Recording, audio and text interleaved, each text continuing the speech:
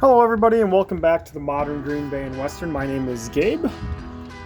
Today we are back on the layout. We're going to be working on the US 45 Overpass Bridge project, which we're at the location of CGB and W210 hauling a freight.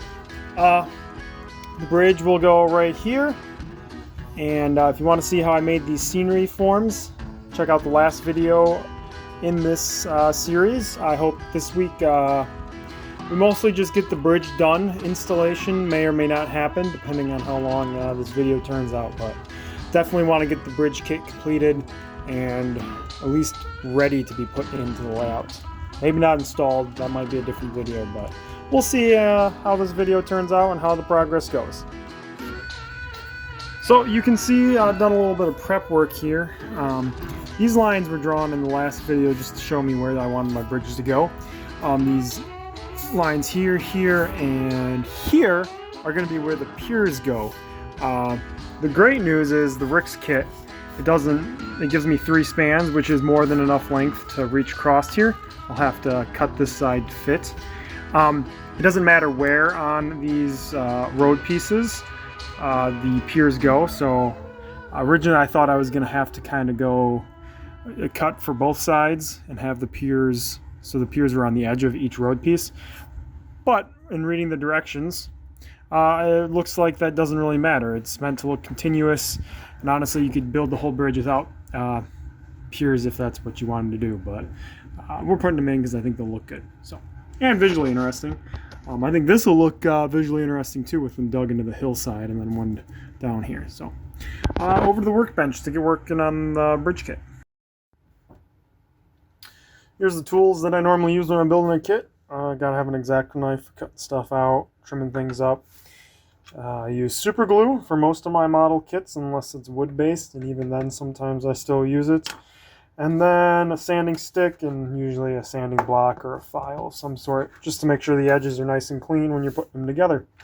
As mentioned in the previous video, we're using this Rix Products Modern 150-foot highway overpass. In reading the directions, it looks like fairly simple kit to put together, and that's why I like Rix products. They always tend to be very simple, and they tend to go together well, and they tend to be kind of no BS type situation. You're not dealing with a lot of tiny little parts. They tend not to be the most detailed, which you can decide one way or the other if that's important to you or something that matters more so to you. But yeah, overall this looks like a pretty simple project, and looks like we're going to start with putting these together.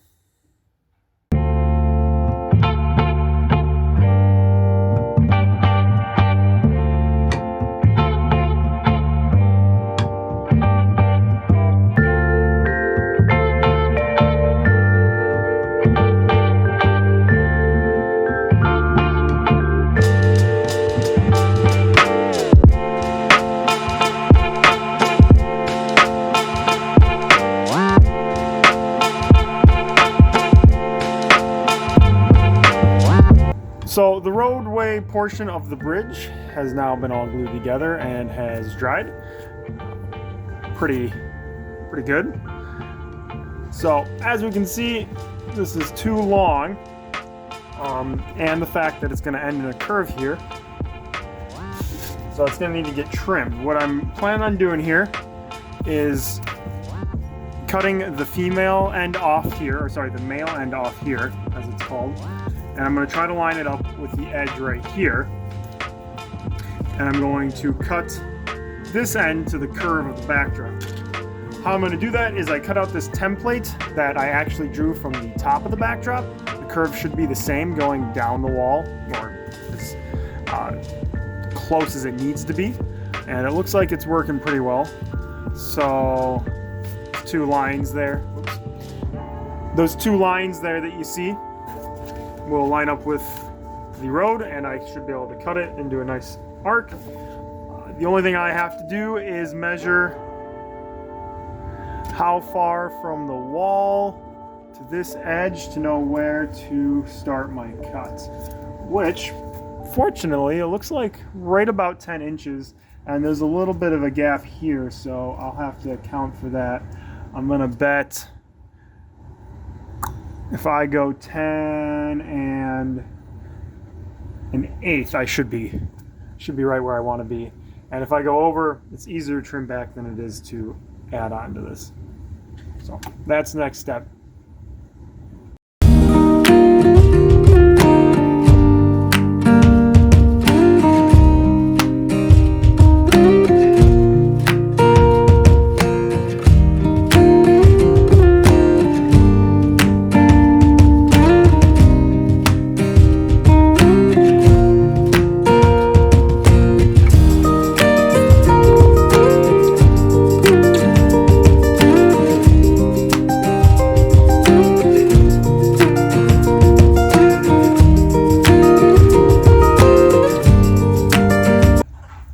Here's the cut roadway, and I think it's working pretty good. It's not an exact fit over here. It's not perfectly flush on both sides, but that is fine. I'm not too concerned about there being a little bit of a gap on this side, or even if there's a little bit of a gap over here. However, I did run into an issue, which will be illustrated by this auto rack / intermodal train coming by. The I-beams go underneath this, and as you will see as the auto racks pass under, we don't quite have enough clearance, or we have enough clearance that makes it look comical. So what I think, as opposed to the bridge sitting on the edge here like this, and I thought these I-beams would run into the foam and essentially be placed into abutments that went down, I think what we're going to do is the I-beams are going to sit right on top of the foam or the abutments that'll be here eventually. And that's how it's going to have to go, because then we have more than enough clearance underneath the bridge so that auto racks and intermodal cars can make it underneath. The next step here is to put in all the I-beams beneath the bridge. Fairly simple task. I did draw some lines down on the back. A little hard to see in the camera, but they are up and down the whole thing. That way to give me some guidance as to where exactly to put the beams. One of the other things I'm going to have to do as I put them on is sand down this flashing and stuff, which I'm assuming is from molding. So we'll have to do that. I already did this one. I sanded it down as good as I can, considering it's in there. You can still see it, but I think with paint, the fact that it's going to be underneath should mask it. Also, I'm going to place it, or do my best to place it so that the side that doesn't have the molding marks is facing to the outside. So I'm assuming if it's on the inside like this, it's going to be real hard to see, unless you're actually an N-scale figure.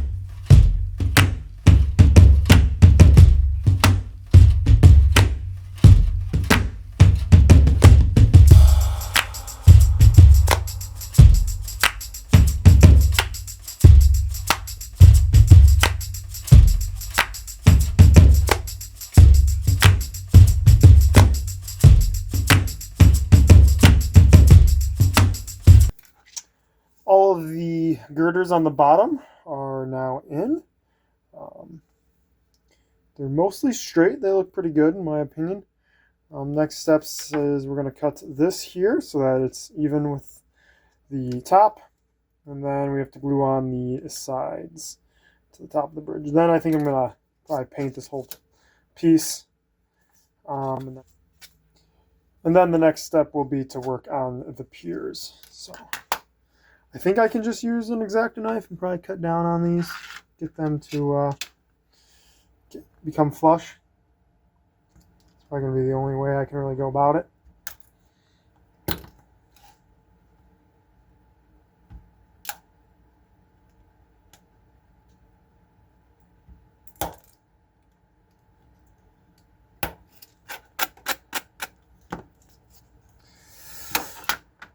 I see some bigger chunks that could probably come off.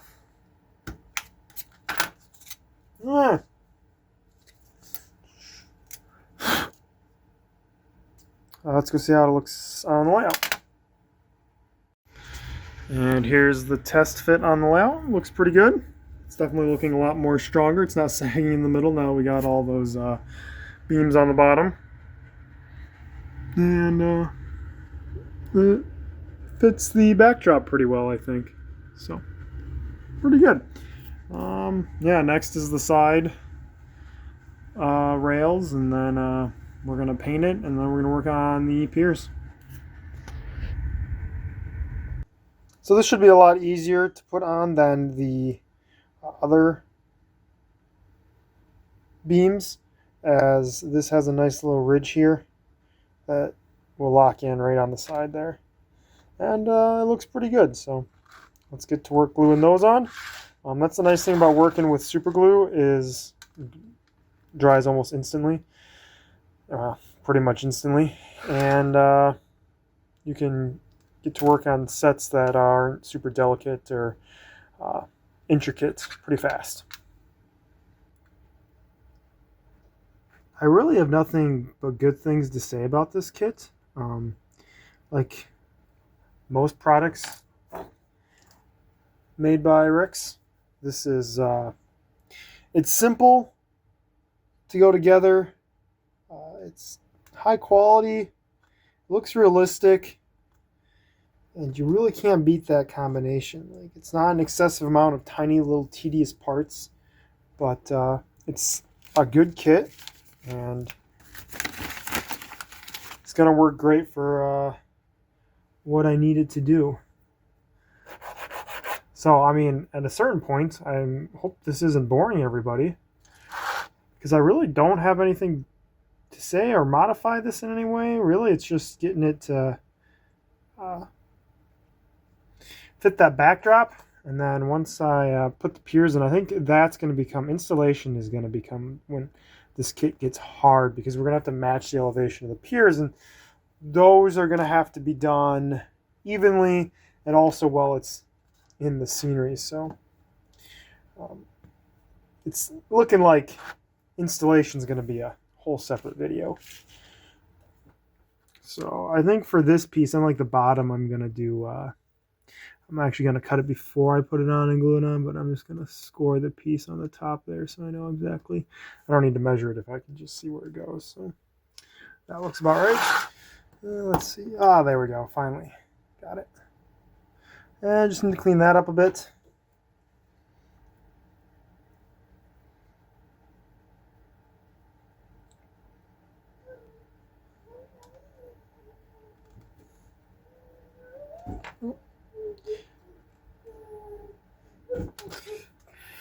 Looks pretty good, and to me it looks like exactly how I want the bridge to. So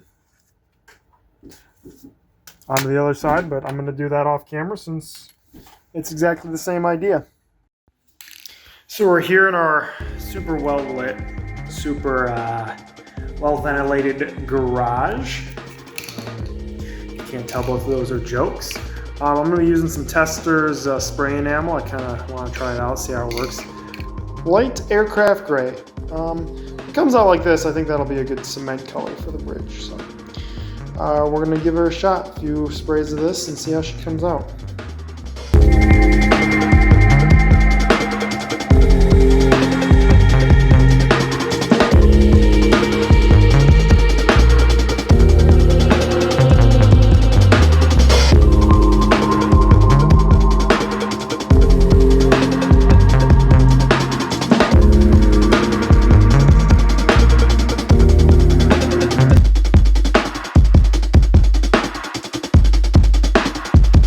So here's how the bridge looks after being spray painted. I think the light aircraft gray has turned out great on this. I'm sure gray covering gray helps, but I think the color really looks like unweathered concrete, like a brand new bridge. So, my opinion, perfect color for concrete. And here's how it looks. It's looking pretty good. I'm pretty excited. I think that makes everything look even better already. And the good news is, trains still fit under it, so we're good to go there. In doing a little bit of research, because I was thinking the other night that 3 piers is going to look a little excessive. So then I looked at the actual bridge and did some measuring on Google Maps and found out that the real US Highway 45 bridge spans a distance about this long without any piers. So I didn't decide to totally forgo the piers, but I think what I'm going to do is just do 1 pier in the middle. That way it's not overly cluttered, doesn't look like there's too many, and still resembles the real bridge and has a realistic span. So this will be the assembly we're working on next. What I think I'm going to do, since I don't know quite how deep I'm going to dig the foundation in yet, I'm going to build the foundation, put that on as one piece, and then what I'm going to do is build the support beam and put the columns in, which oddly this shows you have to put them together, but you can see the columns are actually one piece, which is nice. I'm going to put them in here and glue them in there, so then that way I can stick it in and adjust it when I get on the layout. It should be able to essentially these should essentially be able to go in and out of the holes as high as I need them to go, or as low as I need them to go while I'm installing the layout. So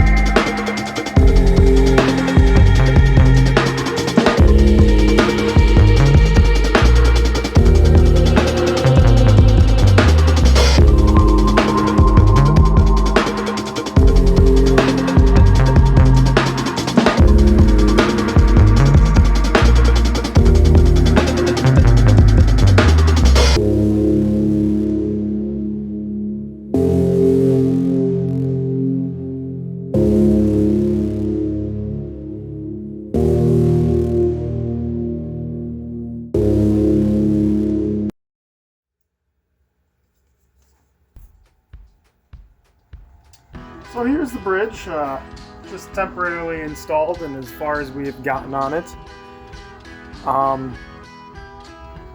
I think it's looking really great. Obviously the pier needs to be inset into the foam a bit, but that'll be on the video that covers installation. It's also going to need a little bit of weathering and whatnot to make it fit in with the scenery and the rest of the world.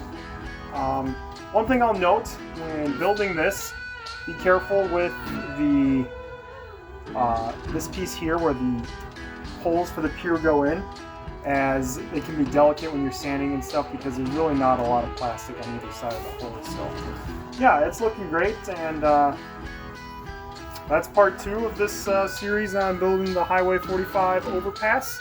I appreciate everybody watching. Please like and subscribe, and watch another video if you're able to. It greatly helps the channel. Have a good rest of your week.